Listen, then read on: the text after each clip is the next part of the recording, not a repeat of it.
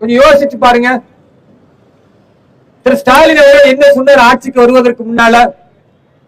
திமுக ஆட்சிக்கு வந்தால் இந்த மின் கட்டண உயர்வு இருக்க இது ஏழை மக்களுக்கு சாக்கடிக்குது, பாதிப்பை மக்கள் உணர்ந்து கொண்டிருக்கிறார்கள்.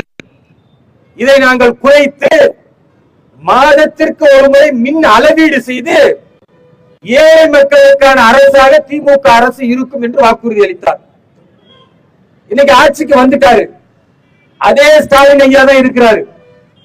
அதே முத்துவேல் கருணாநிதியுடைய மகன் தான் இருக்கிறாரு.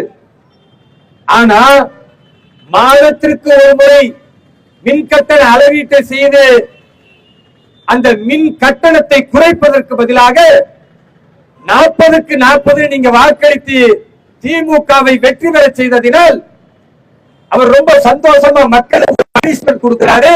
மின் கட்டண உயர்வு 4 மடங்கு உங்களுக்கு உயர்த்துறேன்.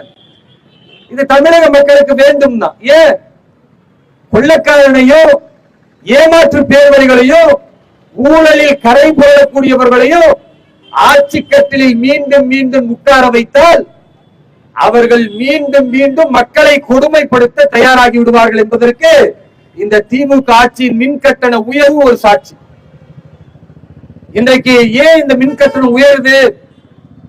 இவர்கள் அளவுக்கு அதிகமாக மின் கட்டணத்திற்காக மின்சாரத்தை விலை கொடுத்து வாங்குகிறார்கள். தமிழக அரசு மின் உற்பத்தி செய்ய மறுக்கிறது. சூரிய மின் உற்பத்தியை செய்வதற்கு எந்த முயற்சியும் எடுக்கல. அதன் காரணமாக இன்றைக்கு இந்த திமுக அரசின் கொள்ளை லாபத்தை சம்பாதிக்கிறதின் விளைவு அமைச்சர்களும் எம்எல்ஏக்களும் கவுன்சிலர்களும் கொள்ளை லாபத்தை கொள்ளை கூட்டத்தை கொண்டு சம்பாதிப்பதின் விளைவு சாதாரண ஏழை பாவர மக்களின் தலையில் மின் கட்டண உயர்வு இடிபோல் இறங்கி இருக்கிறது. மாசத்துக்கு ஒரு வாட்டி மின் அளவீடு எடுப்பேன் என்று ஒரு பக்கம் சொல்லுவது, ஆட்சிக்கு வந்தால் மின் கட்டணத்தை உயர்த்துவது, இதுதான் திமுக ஆட்சியினுடைய மானங்கெட்ட சாதனை என்பதை பதிவு செய்வோம். இரண்டாவது துக்கமான நிகழ்ச்சி என்ன? நீங்க பாத்தீங்கன்னா மதுரையில இன்றைக்கு காலையில திமுக ஆட்சியின் சட்டம் ஒழுங்கு சீர்கட்டு விட்டது என்பதற்கு மற்றும் ஒரு ஆதாரமா நாம் தமிழர் கட்சியை சார்ந்த நிர்வாகியை ஓட ஓட விரட்டி ஒரு கூலிப்படை கும்பல் வெட்டி கொலை செய்திருக்கிறது. நீங்க இந்த வாரத்தில் மட்டும் பாத்தீங்கன்னா 10க்கும் மேற்பட்ட படுகொலைகள் தமிழகம் முழுக்க நடந்திருக்கிறது. தொடர் படுகொலைகள் நடப்பதற்கு என்ன காரணம்?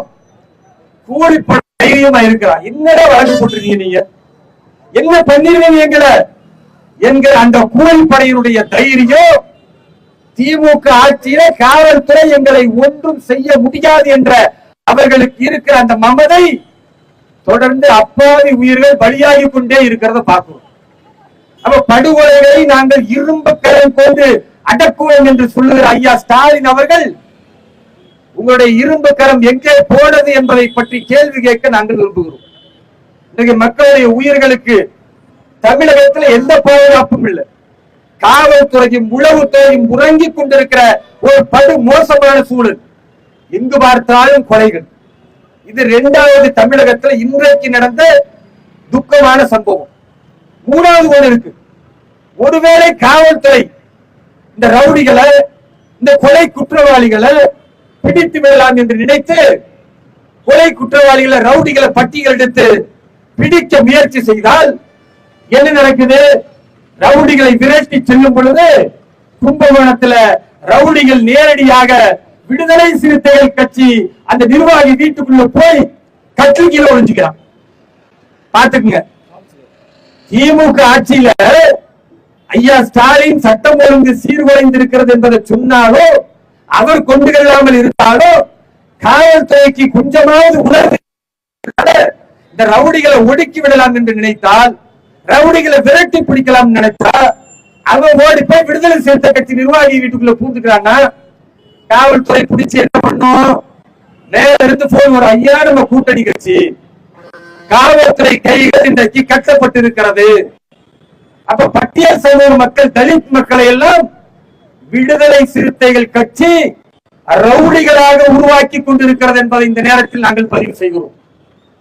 ரவுடிகளை பாதுகாக்கிற ஒரு கட்சியாக இன்றைக்கு திருமாவளவன் தலைமையிலான இந்த விசிக இருக்கிறத பார்க்கிறோம்.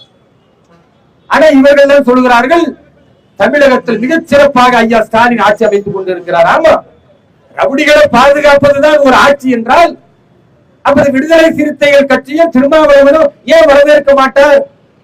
ஒரு பக்கம் பயங்கரவாதிகளுடைய மாநாடு PFI நடத்தினா அதுல போய் கலந்துகிட்டு வாழ்த்து தெரிவிச்சு பாராட்டுகிற திருமாவளவன் தன் சொந்த தலித் பட்டியல் சமூகத்தை ரவுடிகளாக மாற்றி திமிரி எழு திருப்பி அடி அடுத்த சாதி பெண்களை இழுத்து கொண்டு போய் என்று சொல்லுவது இன்றைக்கு தரங்கட்ட தலைவராக திருமாவளவன் இருக்கிறத பார்க்கிறோம்.